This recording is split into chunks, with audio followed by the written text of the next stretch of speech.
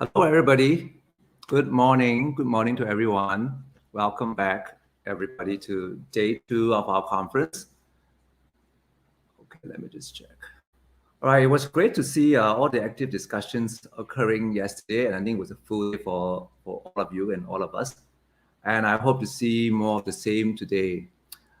I think yesterday we had some sessions that experienced some technical difficulties. So if your sessions and your experience has somewhat been affected by those, we sincerely apologize.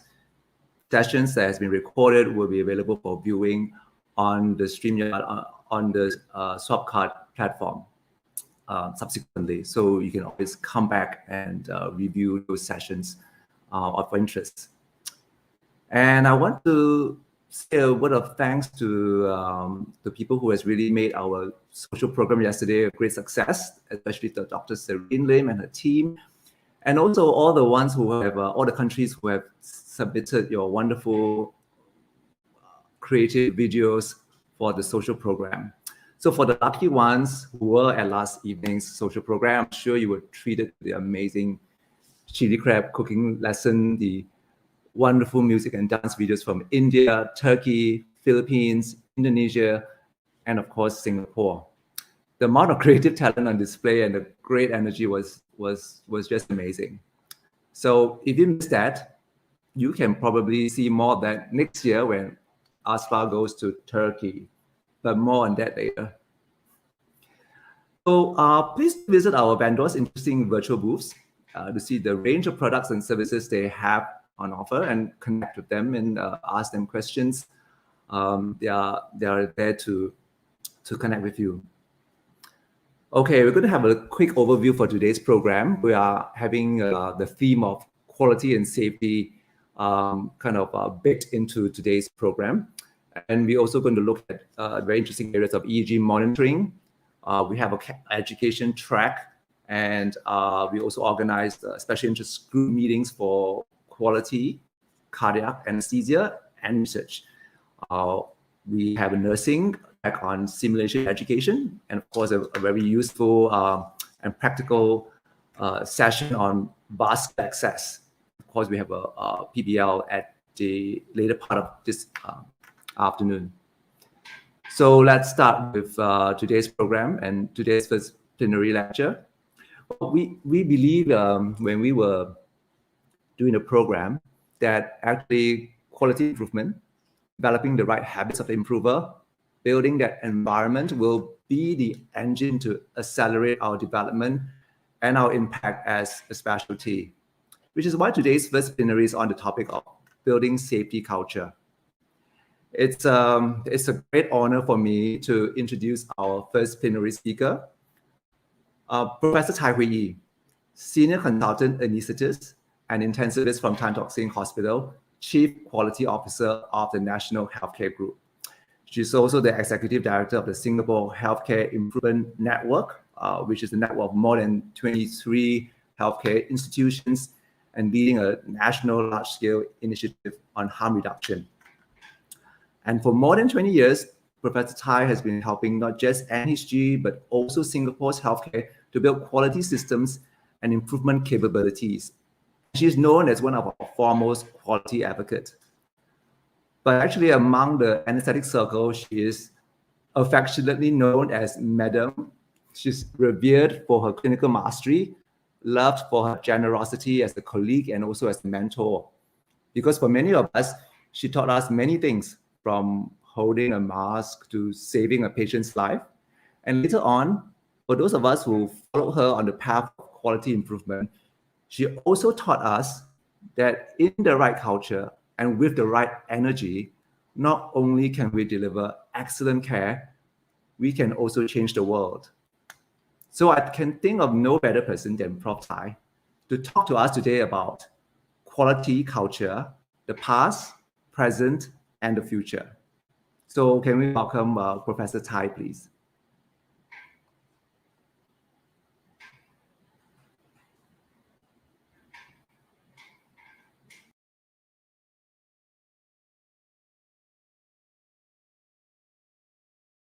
Introduction.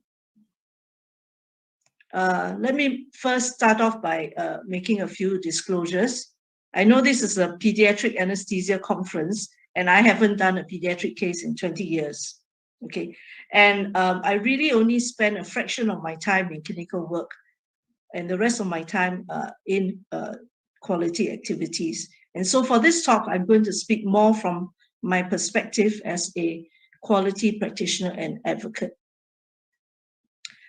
So our topic today is quality culture. And I think we need to start off with a definition. The first definition is a healthcare related one from Agency for Healthcare Research and Quality. And it talks about quality being the product of individual and group values, attitudes, perceptions, competencies, and the patterns of behavior that determine the commitment to and the style and proficiency of an organization's health and safety management. So really it's a sum total of what we do at work every day, both in front of people and when we are alone. The second definition is taken from Harvard Business Review, because quality culture is not something that is unique to healthcare, and it applies to any industry and any business. And I particularly like this definition because it describes what you are able to see on the ground in terms of behavior of employees. Some of you might wonder why we are talking about this particular topic. Quality culture is really important from the point of view of any organization or any department or team, because it does create the environment and the context for us to provide better care, improve patient satisfaction, manage our risks, as well as provide a good working environment for our staff. And last but not least, in terms of the organization's financial officer, having a positive quality culture does bring about positive financial outcomes. So what does a good quality culture look like? I think on this slide, I've detailed some of the elements that we would like to see. Here we have a situation where people are able to speak up freely about any sort of issues that they encounter in their work life.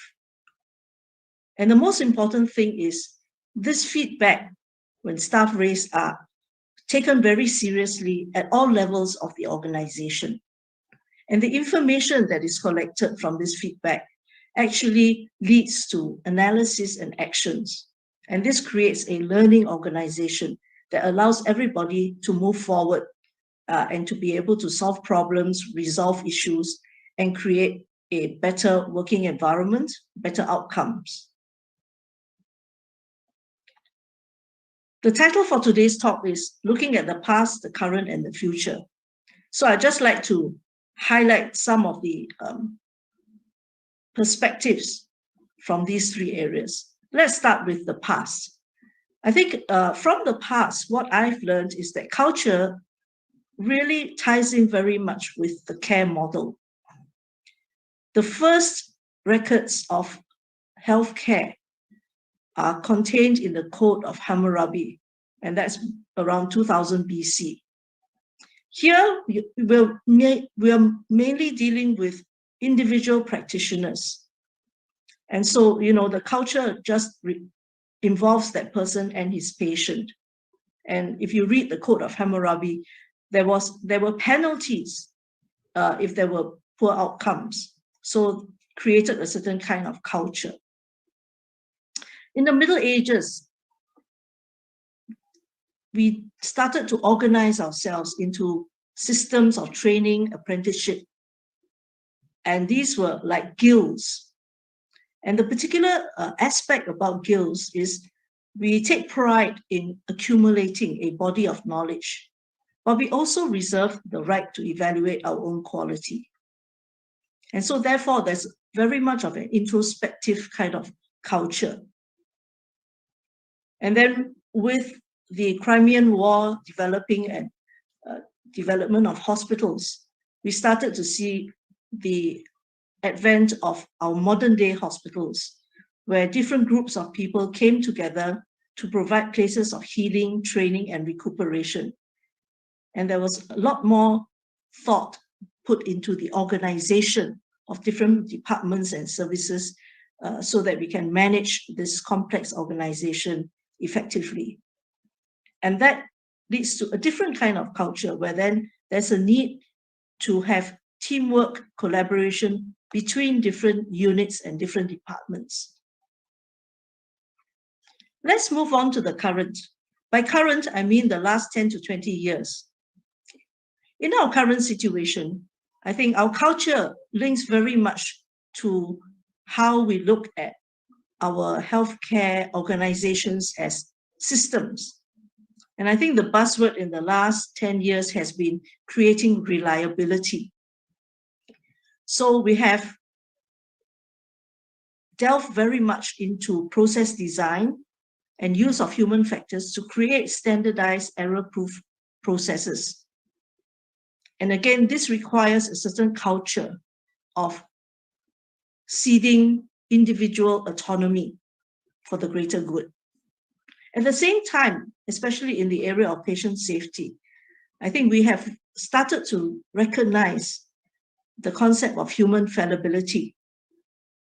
And with that, the change in our culture has shifted to align with greater transparency and creation of an open and just culture for incident management and to enable learning. And lastly, together with that greater transparency comes a culture where we are honest about looking at our data, looking to see not only where we do well, but where we have gaps and where we don't perform to expectations. And again, that culture requires us to take leadership and ownership of these issues so that we can take corrective actions. Let's delve a little bit more into what are the concepts that enable this culture to develop.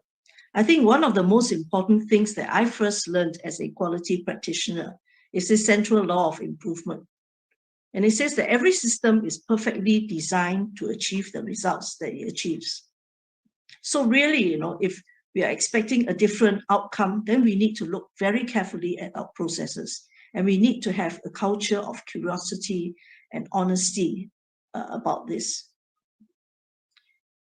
One particular thing I like to highlight is that although from a system point of view, the outcomes are evident at that level, but we know organizations are complex. And underneath that macro system are mesosystems and microsystems. And every single subunit has its own culture. So when you talk about the culture of an organization, it's really the summation of the subcultures of each one of these individual units that makes up the whole. One of the biggest contributors to the development of our current culture has been our understanding of human fallibility. I think over the last 10 years, we have done a significant amount of work to understand the anatomy of an accident and to be able to dissect away all the different layers within our complex system that contribute to an accident or incident. And the use of the incident decision tree for determining the culpability of unsafe acts, as you see in the right hand of the slide, has helped us to create a culture that is just and open when we view how individuals perform within the system. In fact, as we all know, 80 to 90% of causation are not due to individuals. And so, these tools that we are employing today help us to create that culture that support understanding and the ability to analyze and decide on what is the right thing to do. We talked about high reliability organizations. Okay, here is the here are the characteristics of a high reliability organization. But I think it's important to understand that reliability is not a constant thing. If you look on the bathtub curve on the right-hand side, you can see that actually, reliability or failure rate, varies over time. Okay. So again, I think it is important for us to be able to take a longitudinal view of failures or reliability, and to be able to correctly attribute causes to why we fail. This is a very busy slide, and I apologize for the detail, but I think it's important for us to have an understanding of how we develop this culture of high reliability. If I can focus your attention on the bottom of the slide, you will see a scale that ranges from 10 to -1 to 10 to -6. These reference the sigma levels. Okay. And against these sigma levels, highlighted in purple, are the anesthesia or the healthcare related examples. And, I'm really glad to be part of a profession that's very near or exceeding 10 to the -5 or 5 sigma level. There are only few things that are higher than this, okay? And that's civil aviation and the nuclear industry, which is at 10 to the -6.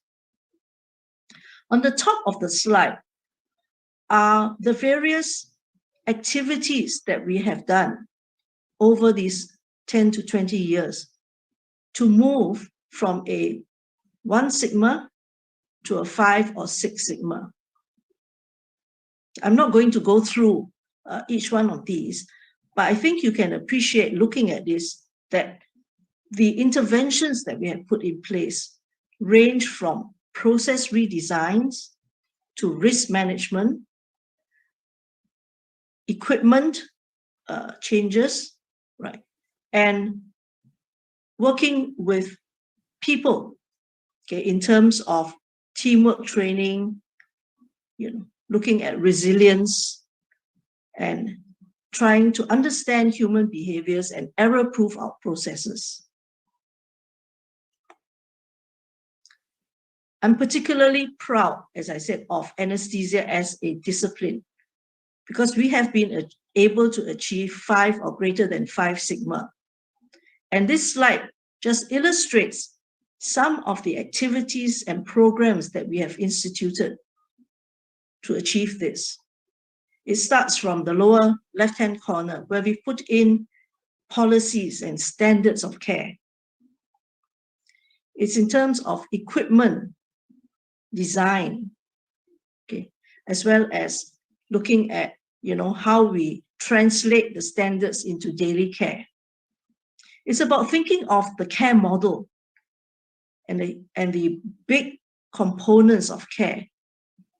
So the example for me would be how we recognized post-operative complications. And today, the post-anesthesia care unit is an integral part of every anesthesia department's activities. On the top, you will see things that we have done more recently, okay, starting on the right-hand side. Teamwork development and training, okay. Team steps is just one example.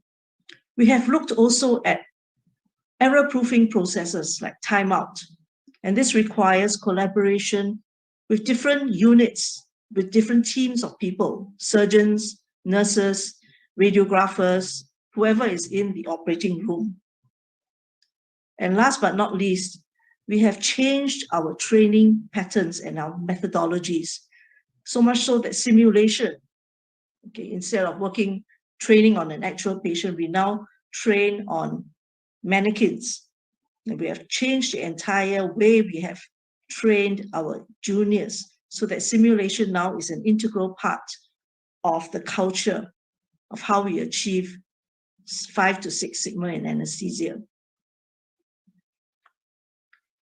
Of course, when we look at culture, and we want to be able to improve culture, we need to know where we are. So measuring culture is another important element that has enabled us to advance in the last 10, 20 years. Here I've just put up a couple of examples of how we use certain tools. So what you see on the left-hand side is the Agency for Healthcare Research and Quality Patient Safety Climate Survey tool. What you see on the slide are the findings from my own organization, where we have identified positives as well as areas for improvement. On the right-hand side, you can see how we can take each one of these cultural dimensions in the upper graph and break it down so that we understand what is the pattern across departments, across different hospitals, and across different questions within the survey. A shorter tool is a safety attitudes question. All of these actually help us to determine where we are. And after we have implemented interventions, they help us to see whether or not there's been a change. Now, most of us would do these safety climate surveys or culture surveys every 1 to 2 to 3 years, because culture does take a long, long time to change within an organization. So if you measure it too frequently, you may not be able to see the changes. So when we measure, we can put our results up against a scale. And this is a scale that I particularly like. It's by Patrick Hudson. And it talks about how an organization's culture develops over time, starting off with a pathological culture to being a reactive culture when you only look at issues when something happens, to a calculative culture where we start to put in place systems to manage all types of risks and hazards. And most of us would like to be in the last two categories, either a proactive culture where you anticipate and prevent problems before they occur, or in a generative culture, which is a mature culture and is really about safety being the way that we do business. Okay. And we are constantly vigilant and able to adapt to issues that arise on the ground.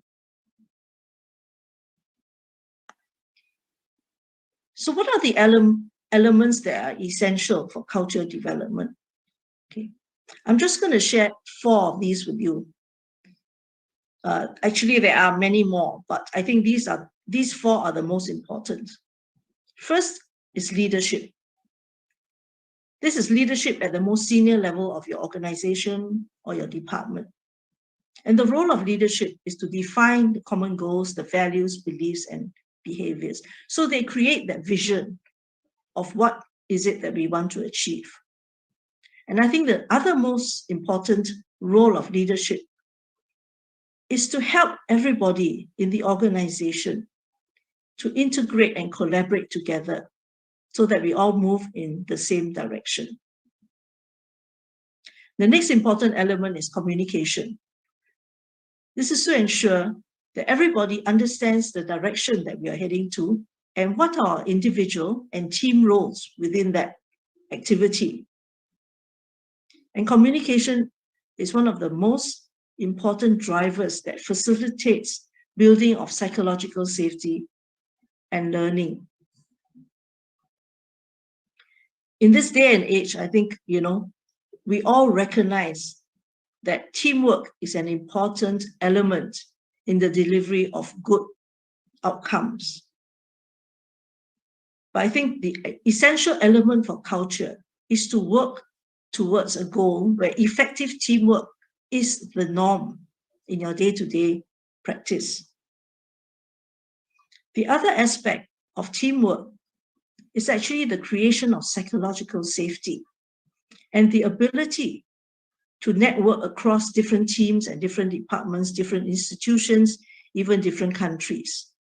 So I think a conference like this offers great opportunity for social networking and building of culture The last element I want to highlight is measurement. Measurement promotes understanding of the gains that we have achieved, the gaps, as well as possible risks in the future. But it's not enough just to measure, because measurement needs to lead to honest discussions and provide directions and decisions for improvement.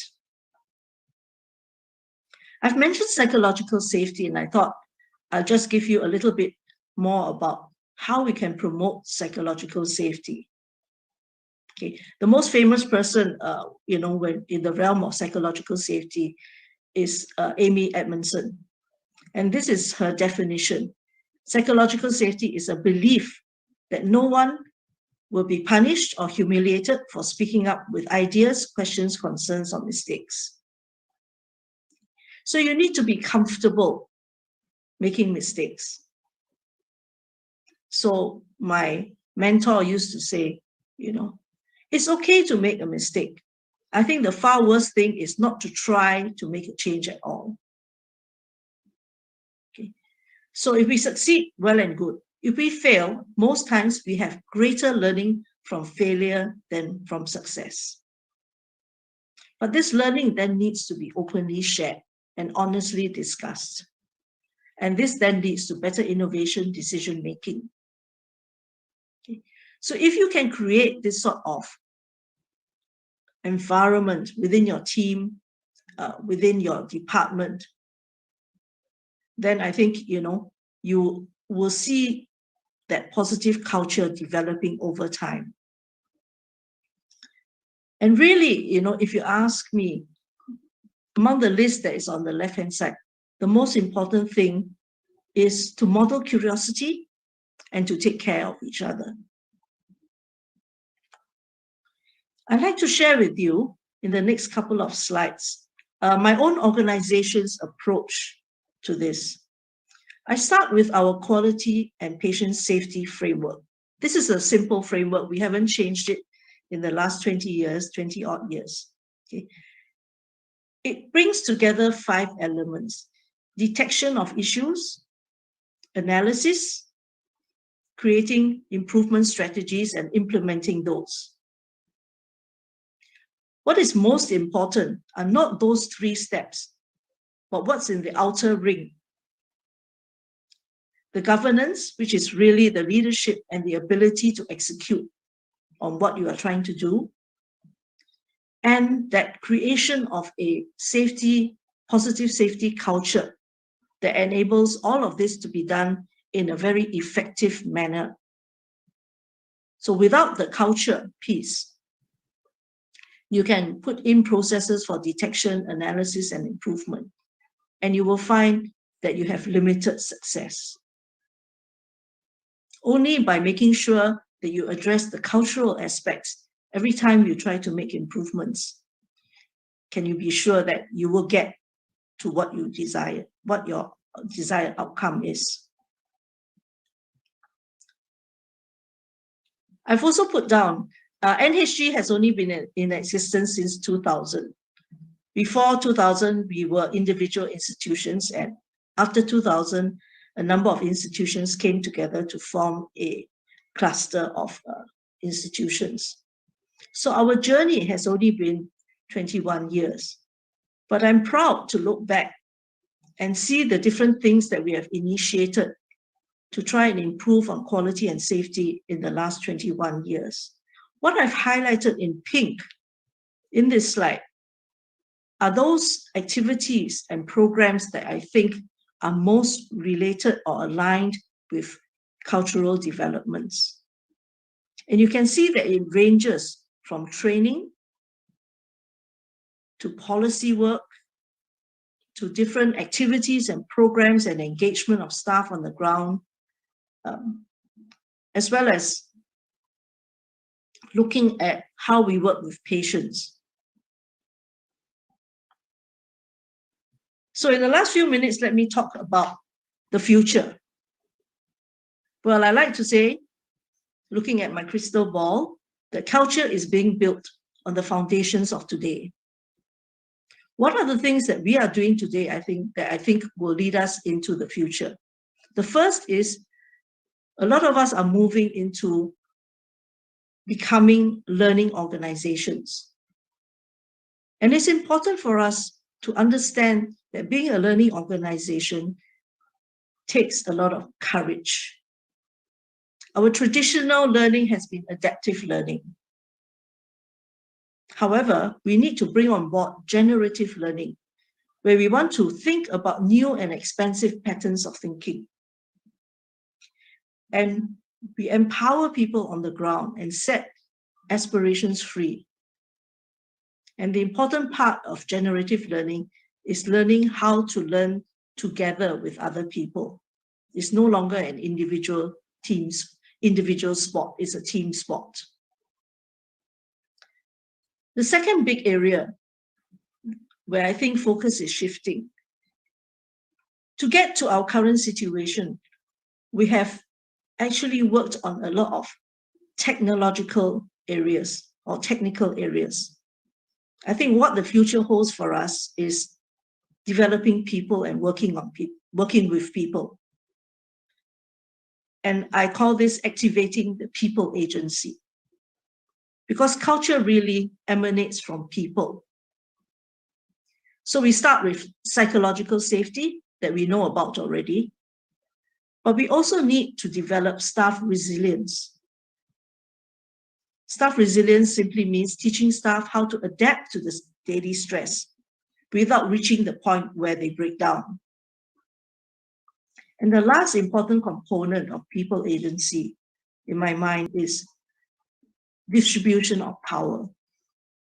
Okay. So we need to recognize that different levels of the organization, different members of the team are able to wield power to make change. And we need to be able to cede power to individuals at appropriate times for them to be able to make that change. By doing all of these three things, we can enable co-creation, co-production, and building of trust. And without trust, there's no culture. Lastly, we need to think about moving from a compliance mindset to a commitment mindset. Instead of looking at process controls and hierarchy, we need to work towards using purpose and collective ownership to create that positive energy for change. So in recent years, we started to move from reliability to resilience. The picture on the right is probably familiar to a lot of intensivists. This is from a story from Great Ormond Street, where the team doing OT to ICU transfers went to learn from the Ferrari Formula One team how that pit crew works, where every individual person has their individual role and they have standardized processes to be able to safely transfer a baby from the OT to the ICU. To me, this is a perfect illustration of reliability. You want to get consistent results each time you transfer a baby. But it focuses on what went wrong in previous cases. And the premise of all of this thinking is that errors are preventable. And if we can understand system root causes, then we can address the risk and we can create better outcomes. And of course we can, all right? But the entire principle is we want to enhance reliability by preventing errors. In today's world, we are starting to think more about resilience. And to be honest, although we beat ourselves up every time an incident happens, 95% of the time in our daily working lives, things go right. So why don't we focus on understanding what goes right instead of what goes wrong? The premise is disruptions and disturbances occur every day, despite our standardized processes. So we need to understand what are the things that we do in our processes, in our systems, that react when something disrupts or there's a disturbance and corrects the course of events so that we continue to have good outcomes. So this allows us to harness adaptive potentials and forge resilience so that our systems can bounce back quickly when there's a disturbance or disruption, and we can continue on our course. So for that to happen, we need to change our mindset a little bit, I think. We need to change from a compliance mindset to a commitment mindset. Under compliance mindset, we state what is the minimum level of performance that we require. And we expect people to comply by using hierarchy, systems, standard procedures to control that process outcome. And we use penalties, rewards, sanctions to create that momentum for delivery of care. On the other hand, a commitment mindset starts with not stating the performance, but stating the goal, not how we get there or what we do to get there, but where is it that we want to go and why we want to go there. And the commitment mindset is based on shared goals, values, and a sense of purpose, right?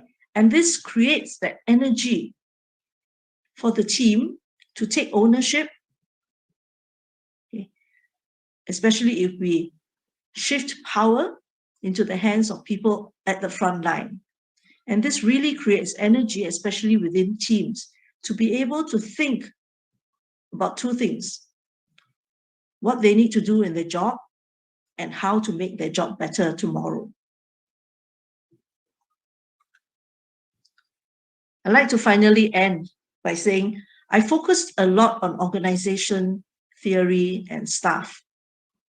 But I think at the end of the day, we also need to remember what the patient wants. And we need to somehow include the patient into our activities that promote culture. So with that, I'd like to thank you for listening to me, and I'm happy to take questions.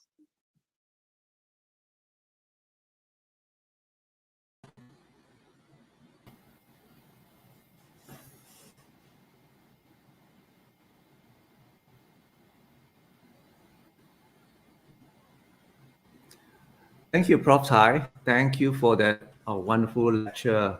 So much what you are saying and has said is really resonating. And I'm just going to open up now the time for Q&A, right? And that's probably the most exciting part of the talk. Let me just look at some of the comments.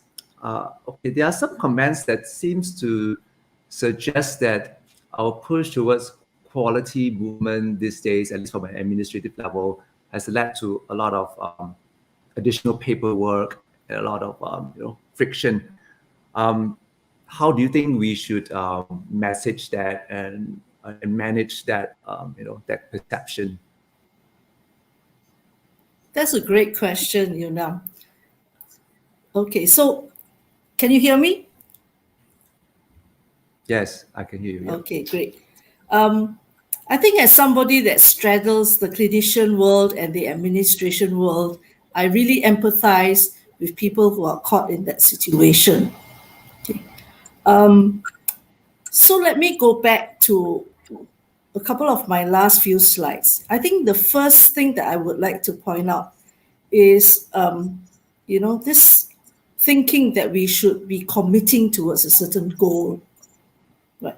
And I know each one of us comes into medicine, we do anesthesia or intensive care or a combination, so that we can help other people, we can get the best outcomes as possible for our patients. But at the same time, we also know that we are living in a very complex system and it is far from perfect. So even though we don't have big failures every day, we sometimes have little irritations that, don't make life smooth going. And I think as people in the system, and I've also mentioned this, we have two jobs. The first is to do what we are supposed to be doing in terms of, delivering care for our patients. But we also have a very important second job, and that is to look at what we are doing, look at where the barriers to care exist, look at where potential failures or risk can occur, and do something to try and make that system better day after day. I think this is one of the key perception changes I think that as practitioners on the ground we need to do. We're not just here just to come, translate our education or learning experience and take care of that patient in front of us. But it's also to look at the system of care, and try to see if we have a similar situation that we've encountered today, how can we make that better? And if you want to do that, then I think it is imperative that we develop a second set of skills that I think for many of us, and I'm talking about people around my age and maybe about 10 years my junior, we never had the opportunity to understand issues like quality improvement, patient safety. And I think today's medical student is very fortunate because they get to learn about all of these. And they understand that they are part of that system, and they have a role and responsibility to see how things are doing, look at processes, look at outcomes, and try and figure out a way to make life better for themselves, their team members, and for their patients. So I think, it is inevitable that we have to combine a little bit of this so-called administrative quality improvement processes. But to me, it is part and parcel of our professional responsibility. We talked about guilds, in the Middle Ages. And one characteristic of guilds was that they assess their own quality. And I think anesthesia has done very well in this respect, because over the last couple of hundred of years, we've actually looked at things that went wrong. We looked at our quality and we moved. We took action, right? We took action to try and improve our system. And that's why we got to 5 6 Sigma. So if we didn't do all this work, we'll still be, 1 Sigma, 2 Sigma, like many other areas in healthcare. There's a question from Dr. Satish Reddy. I think he's trying to ask, do you think that there is a role for mandatory training, keeping up of skills in perspective of building quality improvement, patient safety ideas and capabilities, bake it into our system, like maybe from medical school, from residents as promotion criteria? Is there a role in that, and think it would be useful, or are there problems with that? Okay, I think another great question. Thank you, Dr. Reddy. I think it is necessary for all of us, in whatever capacity we are in, to be a lifelong learner. So I think, this question about, do we need to keep up with our skills and competencies? Yes. Is it possible to be good at everything?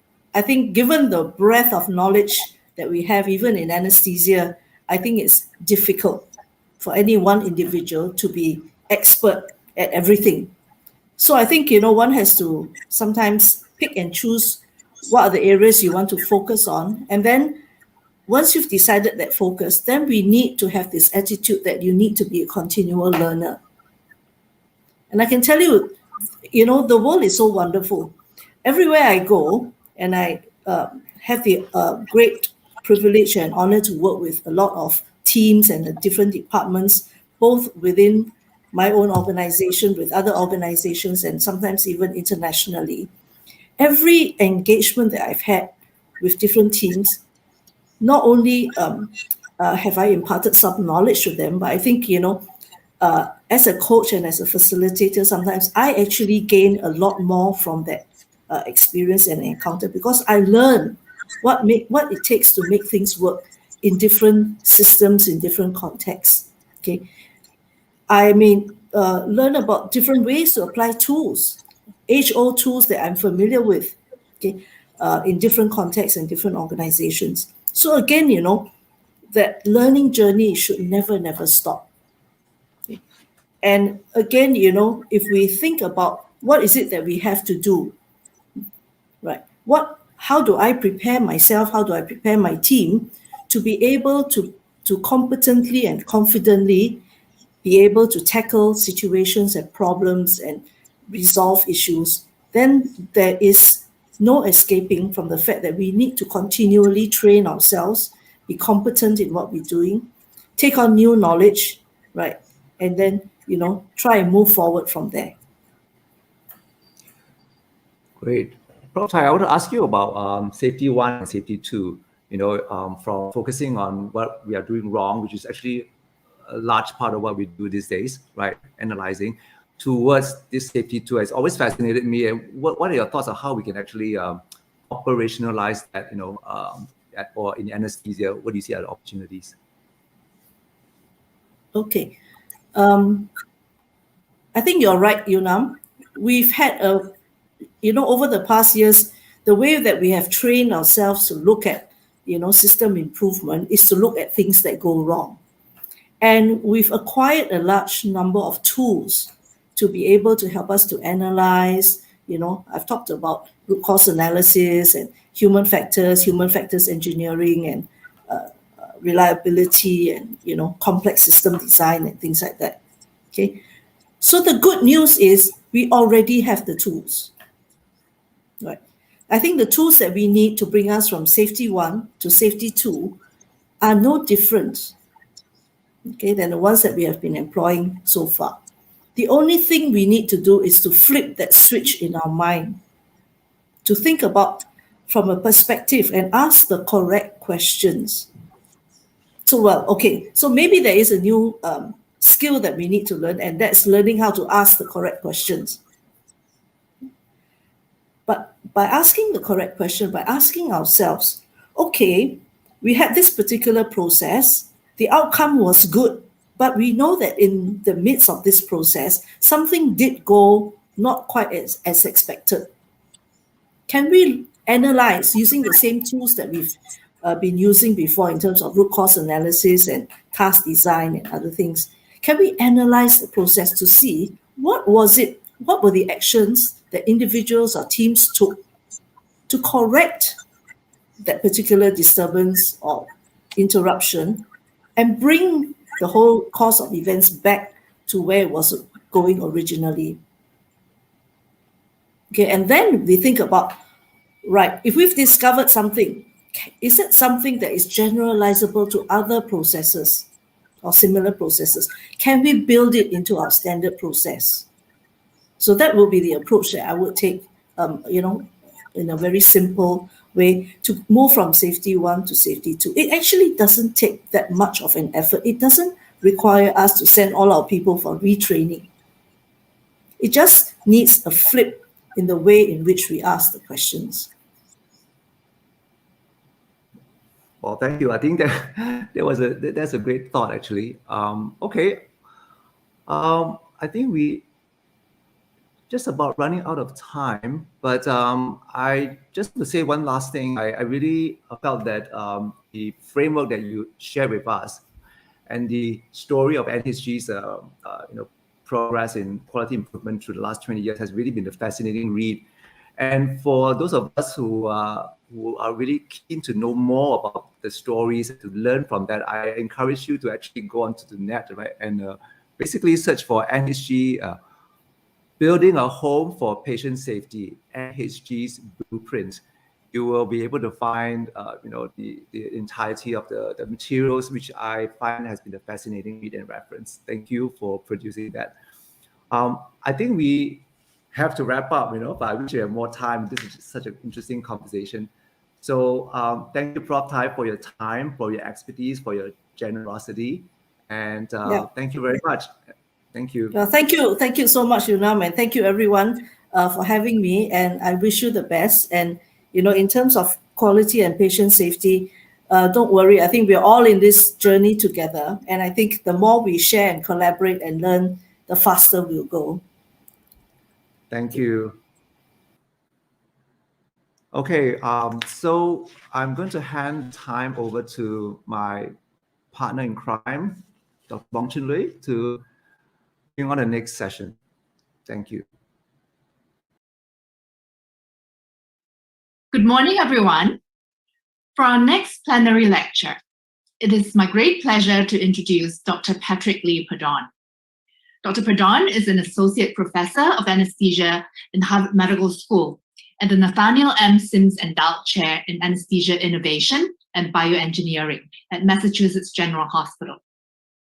He received his AB in Engineering Sciences from Harvard College in 1996, his MS in Electrical Engineering from MIT in 1998, and his PhD in Biomedical Engineering from MIT in 2005. Dr. Perdon's research focuses on the mechanism of anesthesia, methods to solve the bioelectromagnetic inverse problem, and novel technologies for brain monitoring. He has published over 100 peer-reviewed publications, is an inventor on 16 pending patents, and is a fellow of the American Institute for Biomedical and Biological Engineering. Dr. Perdon has won numerous awards, including the prestigious National Institutes of Health Directors New Innovator Award. I should add that on top of all his academic achievements, Patrick is also a very accomplished jazz singer and a father of 2 adorable young children. I guess you can say that he has a vested interest in developing brains. We're indeed privileged to have Patrick speak to us this morning on unlocking the secrets of the developing brain. Welcome, Patrick. Hi, everyone. It's such a pleasure to be here talking to you about the EEG and anesthesia and brain development.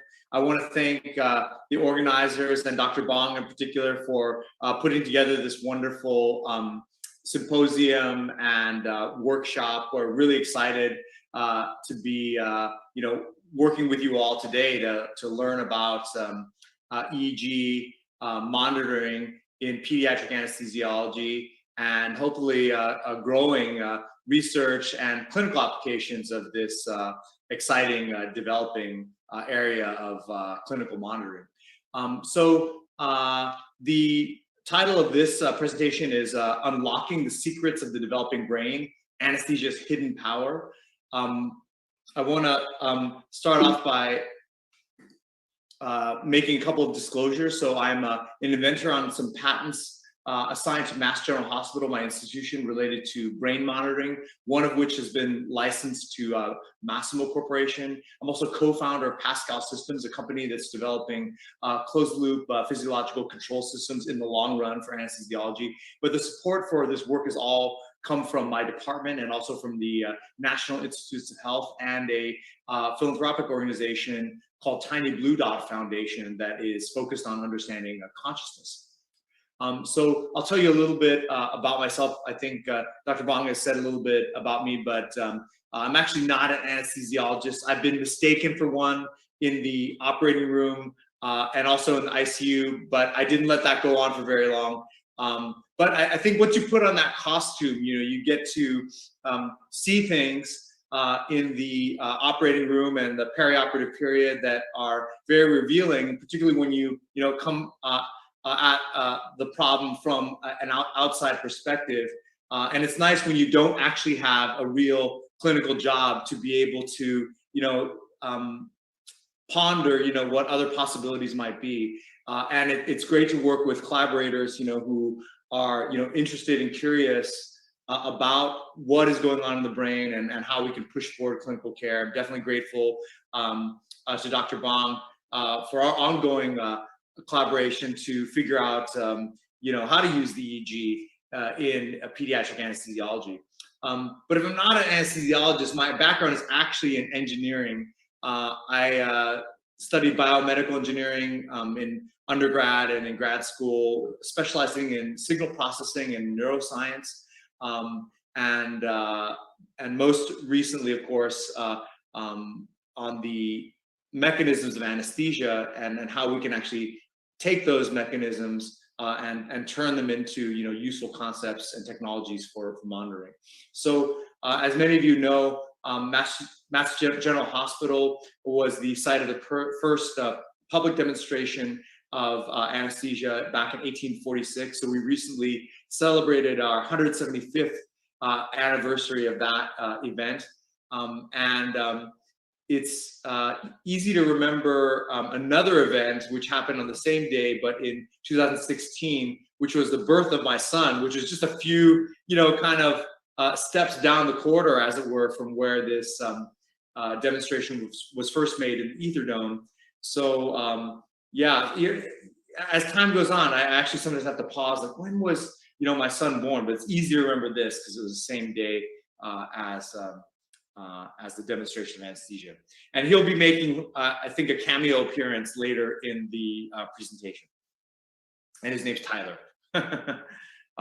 So the key question I want to address in this presentation is, how might knowledge of anesthetic mechanisms help us understand brain development? Okay, so let's talk a little bit about brain development. Of course, there are lots of things going on, but I want to focus today on the role of GABA interneurons and GABAergic inhibitory circuits in the role of development. So GABA interneurons actually influence neuronal wiring. They influence the development of plasticity in the brain all throughout childhood, starting from infancy all the way through, say, the teen years. And then I guess throughout development, but at some larger scale, they also mediate large-scale neuronal synchrony that underlies cognition and sensory processing. So typical, I would say a well-established and sort of important way in which we understand the development of these circuits is through preclinical models, say animal models, say mouse models, where we're able to control and manipulate the underlying genetics of different genes that encode for, say GABA synthesis, GABA channels, so on and so forth. And through those approaches, we're able to understand how, again, in mice, different GABA components all develop. So GABAergic synapses, activity of GAD, which generates a GABA, as well as overall GABA levels, for instance. And we know that the architecture of the GABAergic interneurons is sort of perfectly configured to help regulate, if you will, larger scale neuronal circuit activity. So as an example, here's one type of GABAergic inhibitory cell, the parvalbumin positive basket cell, which is sort of situated right on the body of, say, a pyramidal excitatory neuron. So it is able to really kind of gate activity at that soma, regulating, and in some respect having the final regulation of outgoing excitatory activity from that pyramidal neuron. At a larger scale, say above the single neuron level, we look at populations of neurons. These basket cells have a kind of wide-ranging arborization such that an individual basket cell can also can control multiple pyramidal neurons, and the cells are actually coupled by tight junctions, so they which allow really fast interchange of information between the interneurons, making it possible then to synchronize activity between interneurons, and thereby synchronize a kind of large populations of the excitatory pyramidal cells. So the GABAergic interneurons then play an important role in mediating, in particular, gamma band 40 hertz synchrony, which is thought to reflect, to be important in cognition. And in this review from Ulas and Singer from a while back, they also point out that when these cortical circuits are sort of tied together by long white matter tracks, you can actually get quite long range synchrony, which again is important for cognition. As an example of of the role that these 40 hertz gamma oscillations play in cognition, I want to go over a paper from Cho et al. In Neurons 2015, where they actually used optogenetic manipulations of GABAergic interneurons, of PV positive interneurons, where in this particular knockout of DLX56, the PV positive interneurons are actually reduced in number. So in a wild type animal, when they optogenetically stimulate at 40 hertz, they get this very robust response. So each one of these stimuli here are coming at an overall rate of 40 hertz, and you can see that the wild type animal has a really nice response to that. The knockout animal, which again is deficient in the PV positive GABAergic interneurons, has a substantially reduced response. These animals also are slow learners, so or at least slow learners when the learning task changes. So initially, these animals, along with the wild type animals, are trained or habituated on a particular type of task where they associate a food reward with a particular odor. So they get habituated to understand, say, hey, this gray odor is where the yummy food is. Nom, nom, nom, nom, nom. And so after a number of weeks or days, they both wild type and DLX56 knockouts can habituate to that rule fairly quickly. But then at some point, what the researchers do is they switch up the rule and they start putting the food on the brown odor, say, for instance. The wild type mice take the same amount of time to learn that new rule, but the optogenetically modified mice actually take much longer to learn the new rule. So that's an example of how circuits that generate this GABAergic circuits that generate this gamma oscillation are really important in cognition. And so you can imagine then that disruptions of the say development of this GABAergic circuit might also disrupt say normal cognitive development, and indeed it's thought that dysregulation of development of this GABAergic circuit may underlie disorders such as autism or schizophrenia. So what is it about these circuits, these interneuron circuits, that in particular are resonant at gamma 40 hertz frequencies? First of all, just to give a little bit of intuition on this, these circuits have been studied extensively using computational models where they take the Hodgkin-Huxley equations, which, as you know, mediate cell membrane activity and ultimately neuronal firing. And so these simulations seek to model Hodgkin-Huxley equations in populations of tens to maybe hundreds of neurons. And then when these neurons are connected together in a realistic circuit, then you can start to see dynamics like oscillations sort of arise in the larger circuit. And in this case, the gist of what's happening is that when a pyramidal neuron becomes active, it is, synapsing with downstream, excitatory neurons in some other part of the circuit, but locally it is also synapsing with these GABAergic interneurons. And they sort of play a game of ping pong.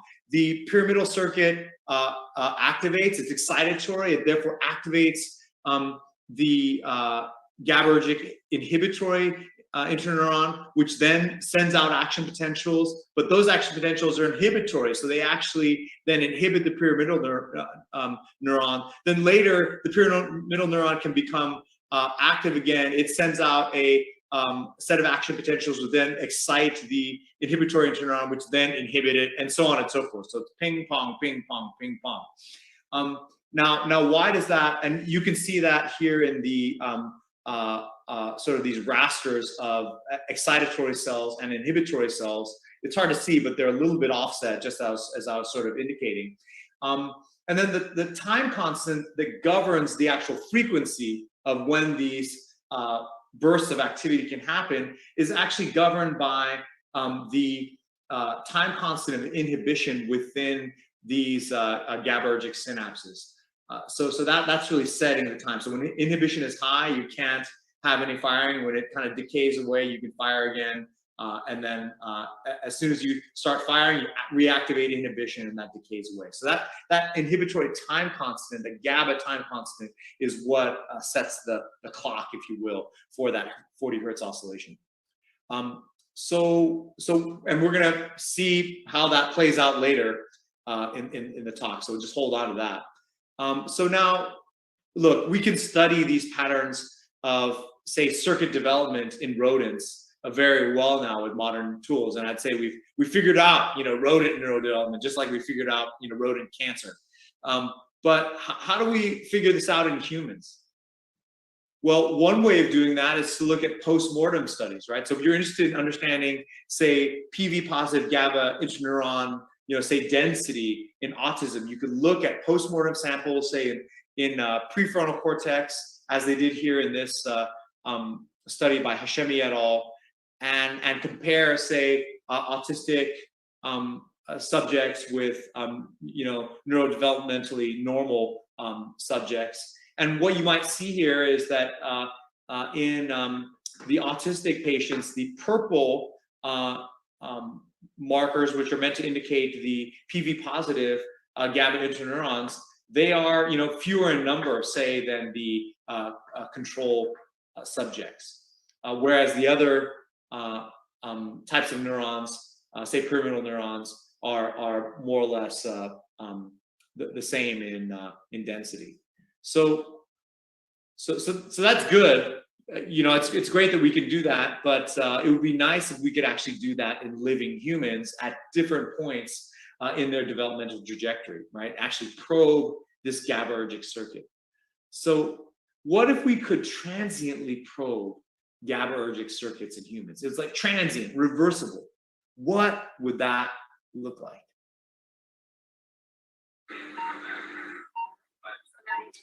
So we're about to see EEG waveforms during induction of general anesthesia with propofol, which is, as you know, it's GABA-A agonist, positive allosteric modulator, more precisely. This is a patient who's 60 years old, coming in for thyroid surgery, about to receive a 150 milligram propofol bolus. Right here, we see a muscle artifact. Every one of these lines is about 1 second at a time. 4 frontal leads. These deflections here are eye blinks. Again, more muscle artifacts. The propofol burns a little bit. You can hear that heartbeat in the background, so that's all great. So now we see some changes in the EEG. See some waves that weren't there before. Now there's like a slow oscillation underneath the waves you saw previously. Now there's a kind of developing, these flat periods of suppression. Right?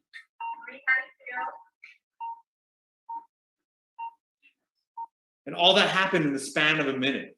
And if you were to put on the EEG, particularly in adults, particularly as they get older, this is the sequence of events you'd see every time, pretty much, during induction of general anesthesia with propofol.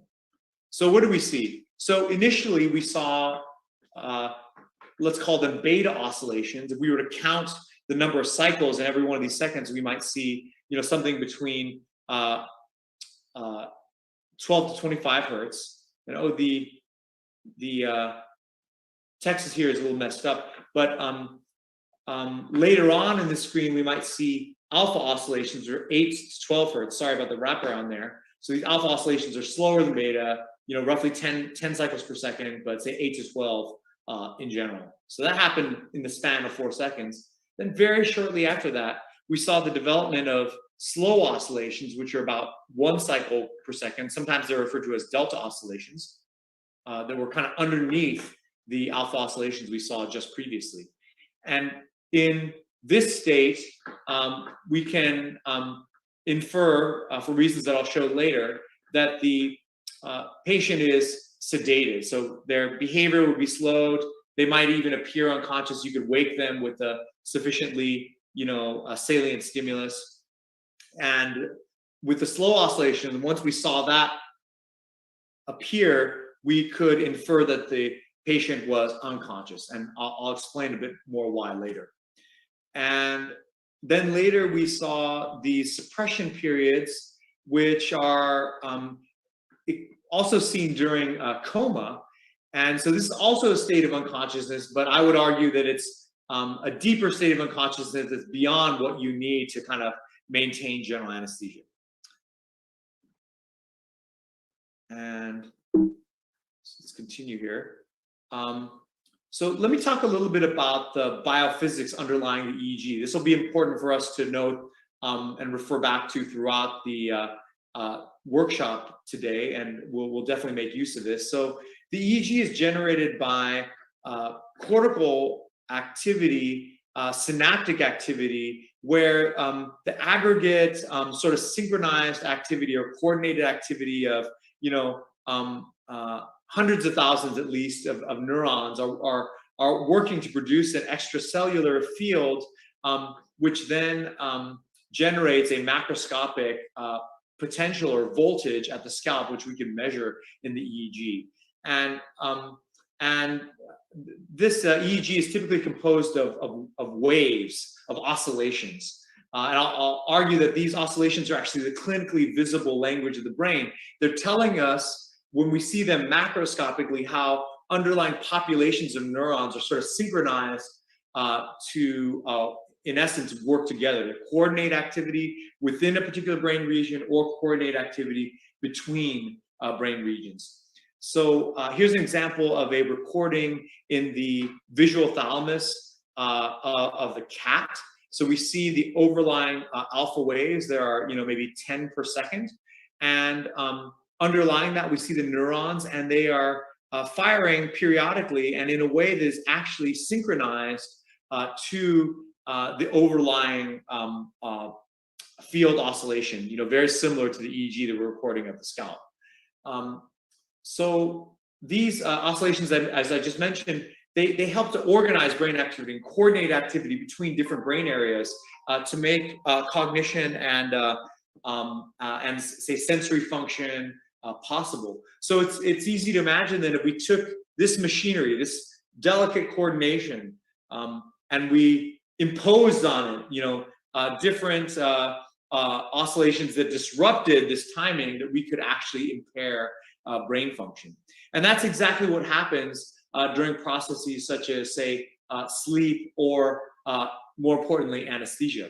So first of all, actually, this is an endogenous mechanism, this idea of kind of shutting things off. So the eyes closed alpha wave, which was the first EEG wave to be discovered and reported in 1929 by Hans Berger, it comes up again when you close your eyes, and essentially it's a way of turning off the visual cortex when you don't need it. It's the alpha wave is essentially an endogenous way of turning off essentially stimuli or sensory areas that are not salient. If we were to continue closing our eyes and entering, say, into a state of non-REM sleep, say a state of slow wave sleep, we would start to see these slow oscillations develop. And every one of the downstrokes on this slow oscillation represents a period of cortical silence. So the cortex neurons there just stop firing. You know, it turns off intermittently. So that's a state in which, you know, you're asleep. The cortex is not functioning, you know, in a continuous way as it should in the wake state. And then finally, let's take a look at propofol. We see this massive slow wave that we saw in the video. It is so much larger than the say slow wave sleep or the eyes closed alpha, that you can imagine that the disruption that's produced by propofol is bound to be more profound than, say, what you see during sleep or the eyes closed alpha. So we've been looking at, you know, the EEG waveforms here, and that's the way we've been taught to read EEGs from our neurology colleagues, sort of handed down, you know, to us over the decades. And but there's another way of doing this, which we'll be using throughout this presentation and throughout the workshop, which is called spectral analysis. And the spectral analysis allows us to be more precise about the specific frequencies that are present in the waveform. And then with that precision, we can actually tie the oscillations we're seeing to underlying mechanisms and even precisely quantify maybe how they're changing through time during development. So if I took this raw EEG trace and I broke it down into its component oscillations, say that alpha wave, and we were to count that out, we might see 1, 2, 3, 4, 5, 6, 7, 8, 9, 10 cycles in 1 second. And that slow oscillation, we definitely see like 1 cycle in that 1 second. If we were to take that, we could do this and break it down by frequency, but we've maybe made our life harder because now we have 2 waves to read instead of 1. But what if instead we looked at every frequency and then we quantified the amount of energy or power at every frequency? So that's exactly what we're doing in this spectrogram. We are mapping the amount of energy at every frequency here on the y-axis to a color where hot colors indicate a large amount of energy, and then the cooler colors indicate less energy. And then we're doing that as a function of time, right? Things are changing, you're an anesthetic. You need to monitor how the brain is changing in response to things going on clinically. So we see here then that there are 2 hot, colors here, bars, at around 10 hertz and around 1 hertz, and that corresponds to that alpha and slow oscillation respectively. And the way I like to think about this, maybe in functional terms, is during the awake state, the brain can kind of access all frequencies. And if we were to think about this spectrogram, the frequencies in terms of a piano keyboard, we might think of the slow oscillations, the lower frequencies, as being the low notes on the piano keyboard. And then as we're kind of ascending to higher and higher frequencies, that might correspond to higher and higher notes on the keyboard. And in the awake state, as I mentioned, the brain can access all those frequencies. So it can really play the, entire scale, something like that. But in the anesthetized state, say here with propofol, the notes, the repertoire is really limited. The brain can only play 2 notes, bum, bum, something like that. And that's going to limit, the sort of quality of the music that we can make with the brain, if you will. So that top note, that alpha wave, we know is related to thalamocortical processing and really a disruption of thalamocortical processing. So again, normally the thalamus can communicate with all the notes on the keyboard. Under propofol, it only gets 1 note. And that slow oscillation actually is indicating an even more profound disruption of brain activity. We were able to study this using intracranial recordings in humans where epilepsy patients had to have clinical electrodes implanted to localize where their epileptic seizures were coming from. They also had some of them research microelectrodes implanted that would allow us to record underlying neuronal activity, so tens to hundreds of single neurons.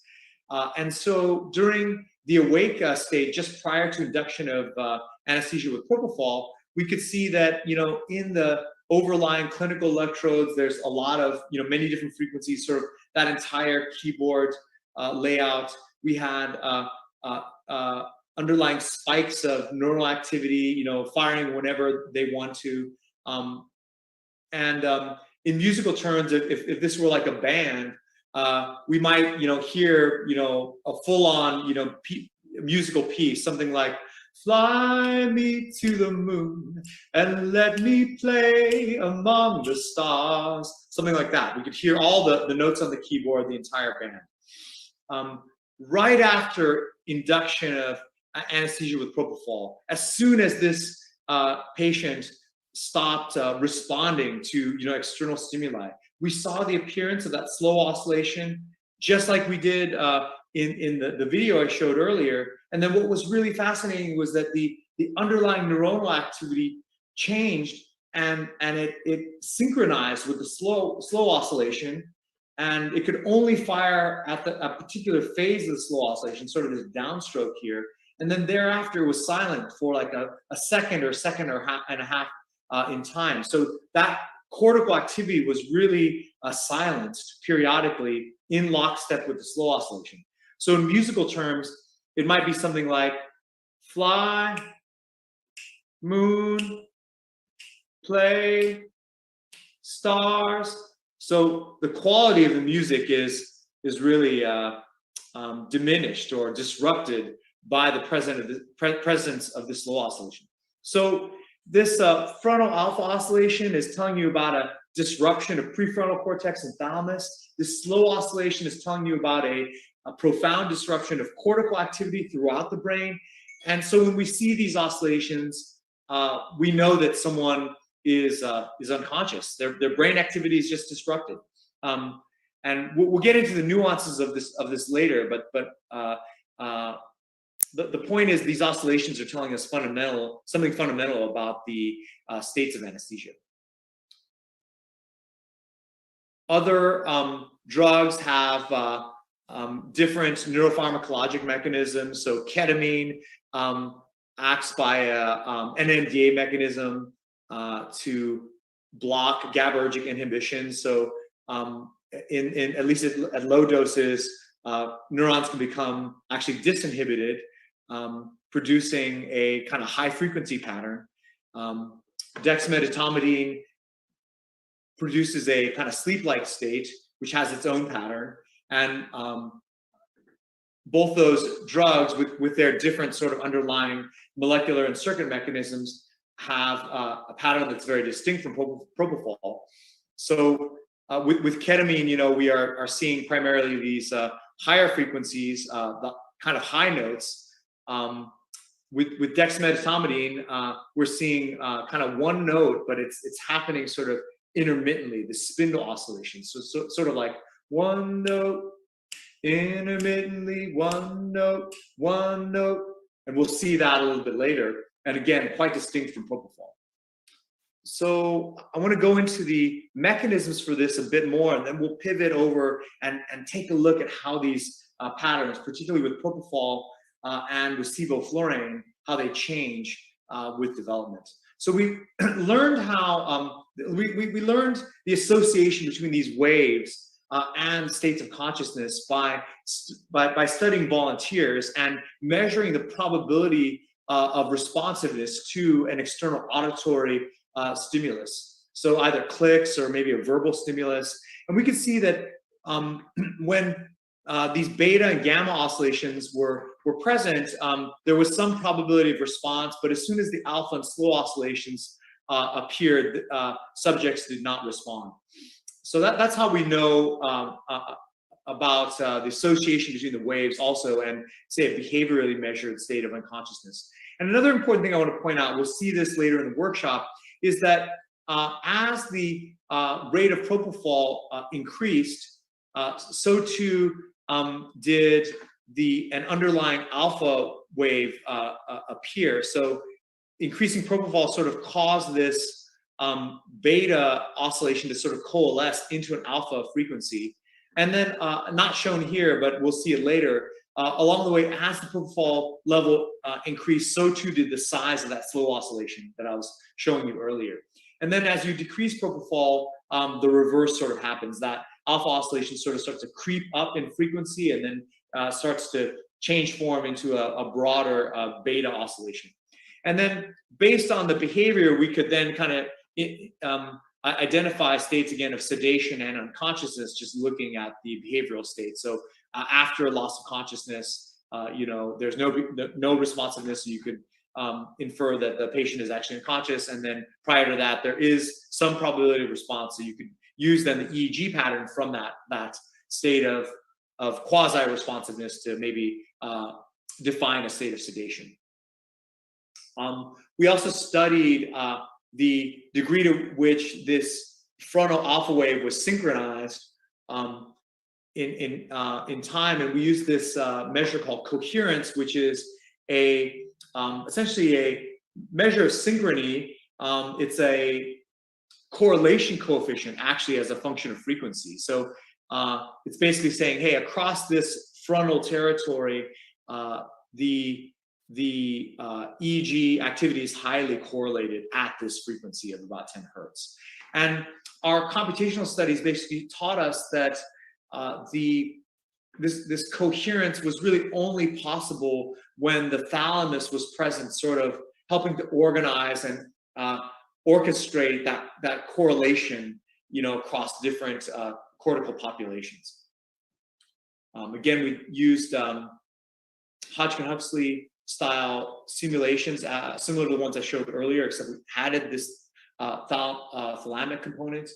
And just as a reminder, the interneurons and their underlying inhibitory time constants sort of set the timing of that circuit. So it wouldn't be surprising then if we introduced propofol, again, a GABAergic positive modulator, which tends to slow down this time constant. It wouldn't be surprising then that with the introduction of propofol that we would actually then slow down the rhythm of that circuit. So indeed, we see that in this computational model, that as the kind of simulated GABA increases here, so the simulated propofol increases, we see that the time constant of the inhibitory circuit is slowing, and then so too is the underlying EEG oscillation, slowing from that beta gamma frequency all the way down to alpha. And we see in the simulated setting a developing coherence, which corresponds with a highly synchronized activity in the neuronal level in both the thalamus and the cortex. So, of course, that mimics what we see in the EEG in terms of the EEG spectrum and the EEG coherence. So the model matches up very nicely. And I think at the end of the way, the takeaway is that the propofol-induced alpha wave is indeed that transient probe of inhibitory neural circuit activity that we're looking for, okay? So we can use this frontal alpha wave under anesthesia to tell us how this frontal thalamocortical circuit is actually developing. Just one other note, we have studied this subsequently in rodent models to actually show that indeed the thalamus and cortex are working together in this highly coherent way, and that the activity is actually generated by prefrontal cortex. All right, so let's get to the main event. We don't have much time left, but let's get to the main event, and we'll take our time because this is the fun part, okay? So what is happening in kids? What is happening in infants? What is happening in older children? What's happening in adolescents to these EEG signatures that are telling us about the function of prefrontal cortex, of GABAergic inhibitory cortex? I have to say, you guys get to see this every day in your practice. If you were to talk to developmental neuroscientists, whether they work on humans or mouse models, they would be so jealous of you. They would be flabbergasted and totally jealous of the data that you are able to kind of observe every day in your practice. You get to see this, they don't. So first of all, let's look at, in individual subjects, how the EEG is changing, over aging. So over age. So the video I showed you was, say, of I think a 68-year-old patient, but as patients get older and older, actually, these alpha waves get smaller and smaller. And there's a lot of inter-subject variability too, as you can see in this 56-year-old. But those oscillations are still present in older patients. You just have to zoom in, and I'll show you an example of that later. They're still present. If you will, the brain is just getting, it's changing. Synapses are sort of decaying as we get older and older.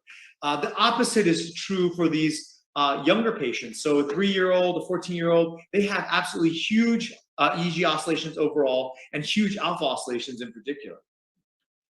So we can see this in propofol. If we were to look at the overall EEG power, we see that it sort of grows, and then it peaks at around maybe sometime between 6 to 9 years of age, and then it sort of decays away. We see that the form of the EEG is very similar at these sort of exemplary points during development, say in a 5-year-old, in a 10-year-old, and maybe in a late teen, like 19-year-old.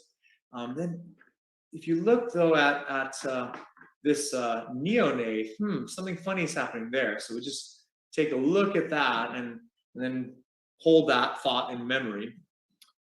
Here's sevoflurane. The age scale is a little bit extended to the right. So the propofol analysis I just showed you, we stopped at 21 years of age. Here we're getting a little bit further into the adult age range. So really similar situation. You know, there's a growth in total EEG power that, you know, peaks at about 6 to 8 or 9 years of age, and then that sort of decays away.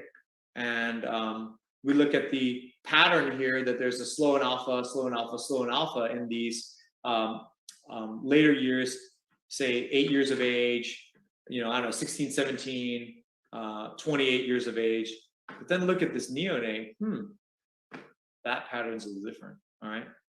So what is that telling us? We'll get to that in just a second.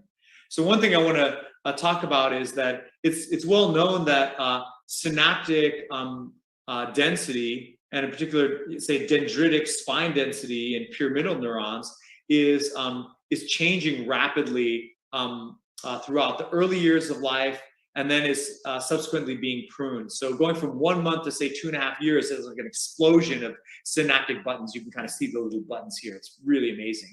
And then if you go further out in time, you know, teenage years, young adulthood, later adulthood, you see that, hey, the number of buttons is reduced, and that reflects undoubtedly a pruning of synapses, right? You're sort of undergoing an adaptation to make perhaps the brain more efficient at processing and sort of consolidating things that you learned throughout your childhood, but becoming more efficient at that processing. And if you were to make a graph of that, you can see, say in layer 5, this synaptic spine density is increasing, you know, peaking at around, you know, just before 10 years of age, and sort of decaying. And so these synaptic buttons are excitatory synapses, but it is said that the GABAergic synapses sort of parallel that. They're a little harder to see here. These kind of yellow buttons here are the GABAergic ones, and again, a little harder to see, fewer in number also.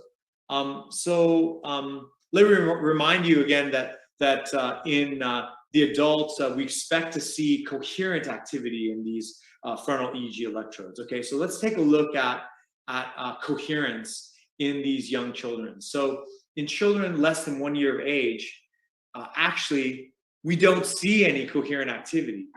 In children 4 to 6 months, there's just no coherence. They actually have a little bit of alpha power, but it's not synchronized, it's not coherent. And what we see is that coherence really starts to appear around or maybe a little bit before 1 year of age. So this is in 2015, 2017 that we first saw this. So that kind of implies that thalamocortical circuit that is, again, apparently dependent on the thalamus for coherence, for synchronization, that maybe isn't fully wired in the first year of life and only becomes functionally connected later on.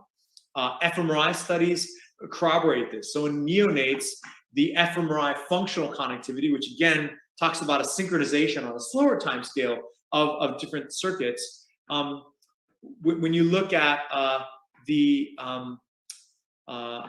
somatosensory network, the cortex and the thalamus for the somatomotor network, is apparently highly connected. But if you look at the prefrontal cortex and the connection with, say, its corresponding thalamic, say, medial dorsal nucleus, they aren't really connected. So you see a lot of activity cortically, but there's not a lot going on in the thalamus. Fast forward to 1 year of age, now that prefrontal cortex is highly connected to the thalamus, and that, of course, persists and perhaps refines at the 2 years of age. That really corroborates that early finding of the propofol, sevoflurane, excuse me, induced frontal coherent activity. And I should say that we're making the same inference with sevoflurane. Sevoflurane has a really strong GABAergic, of course, mechanism action, and the EEG oscillations that you see with sevoflurane are more or less identical to what we see with propofol. So in a follow-up study, we looked in greater depth, kind of greater density cross-sectionally in a larger number of patients. Say, I think there were like 30 or 40 patients. This is work I did with Laura Cornelison and Chuck Birdie at Children's Hospital in Boston, trying to figure out this transition point in coherence with greater sort of precision in time. So what we see here is that transition seems to happen initially maybe around 10 months of age, where we start to see that coherent frontal activity, and then it just gets stronger and stronger through the first, say, 3 years of life. And so it would be super interesting. This is that hidden power of anesthesia that could be so interesting to study. What is happening in other aspects of brain development during this transition. So this is my son Tyler, and just reflecting all the things he could and could not do at different time points during this transition, and it's really a marvel to consider what might be happening in his brain during that time. These are fun moments. Like, this was like the first time he walked outside, and this is him stacking 7 blocks. That was a real accomplishment. He was super psyched about that. This is him driving the car, 18 months. He's super precocious.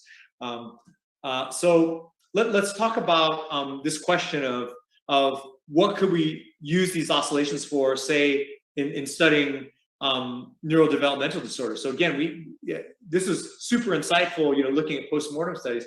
Is there something we could do with brain circuit dynamics using anesthesia as a probe? And indeed, we can do that.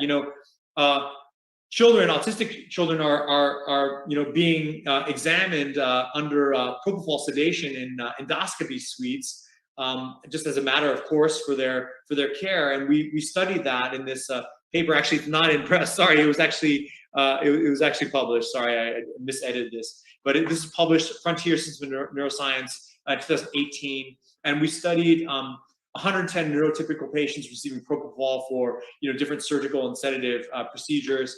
Compared that with autistic children, about 42 of those, and this is the difference we saw, that in the autistic children, we weren't able to study the really young ones, but we got the older ones, and in the teen years we saw this dramatic reduction in alpha wave power, and so it does sort of correlate very nicely with this reduction in PV positive interneurons. So if you have a reduction in PV positive interneurons, we sort of expect that this GABA dependent oscillation would be smaller in size. Okay, so I'll wrap up here. So this was not too bad. I didn't go too far over. So GABA inhibition plays a central role in brain development. GABAergic anesthetic drugs such as propofol and sevoflurane induce highly structured brain oscillations. The frontal alpha oscillation provides a readout of inhibitory circuit function in the cortex and thalamus. Age-dependent changes in the EEG, likely reflect underlying brain development in children, and this gives us a unique way to use anesthesia to study development of these brain circuits. It's anesthesia's hidden power. And so the questions then, moving forward, we've tried to answer that a little bit today, but I think there's a tremendous opportunity going forward, to answer questions such as, how does neural circuit development relate to, say, underlying cognitive development? How do neurodevelopmental disorders relate to changing brain circuit function that we might be able to measure out in this way? So thank you very much for listening, and I look forward to answering any questions later on in the session. So thank you.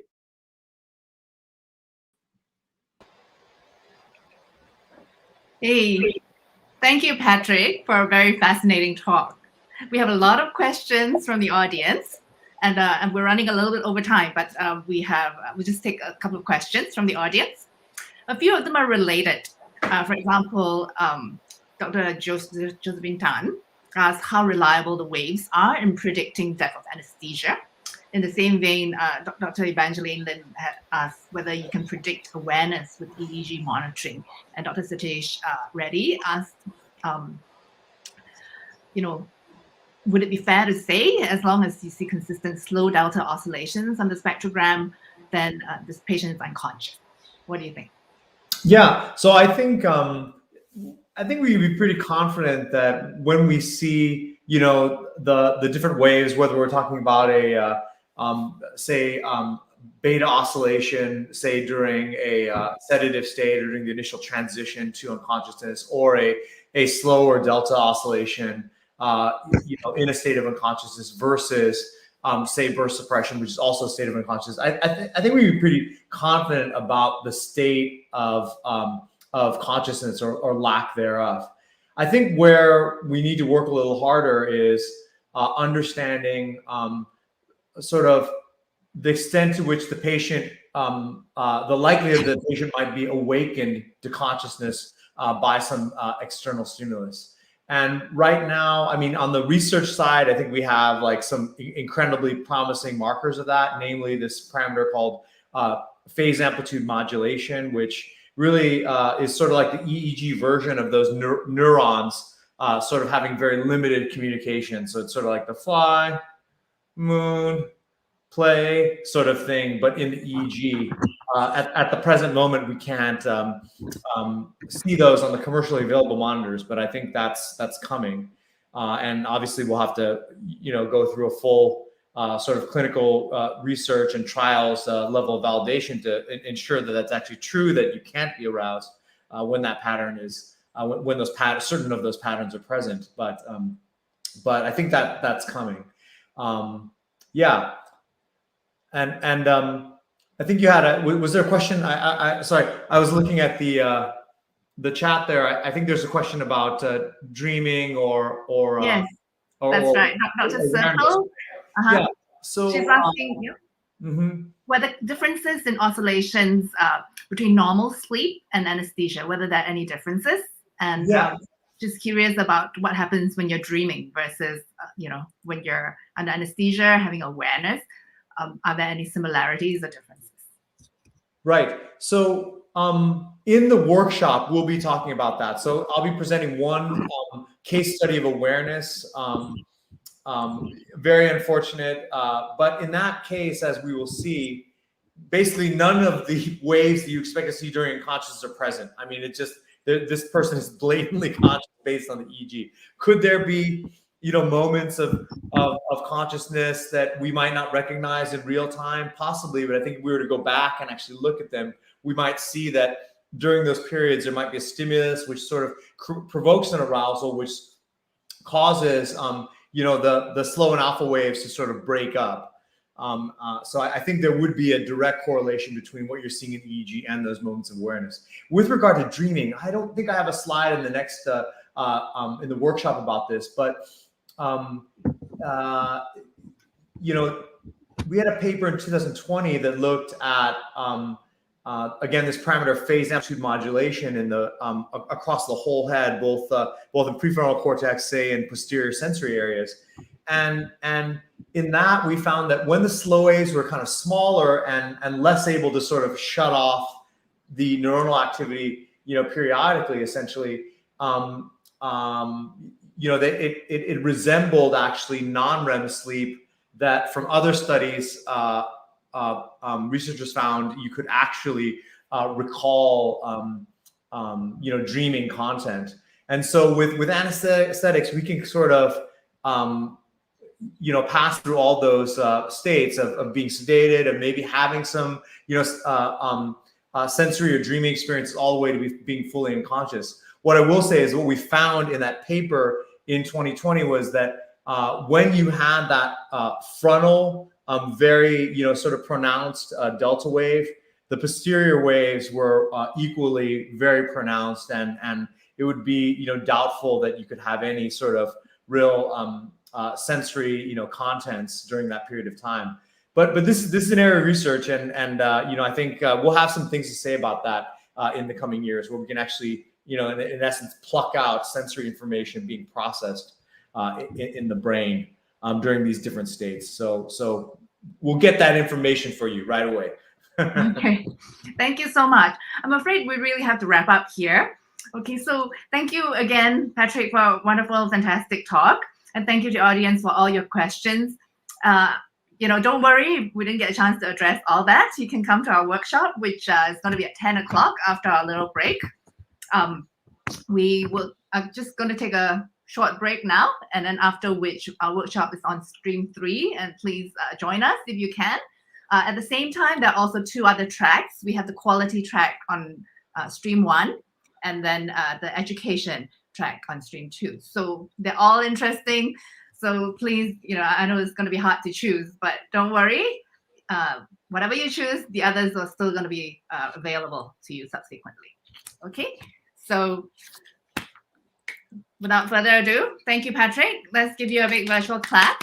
Thank you. And then see you later. Okay. All right, see you guys later. Bye. Bye.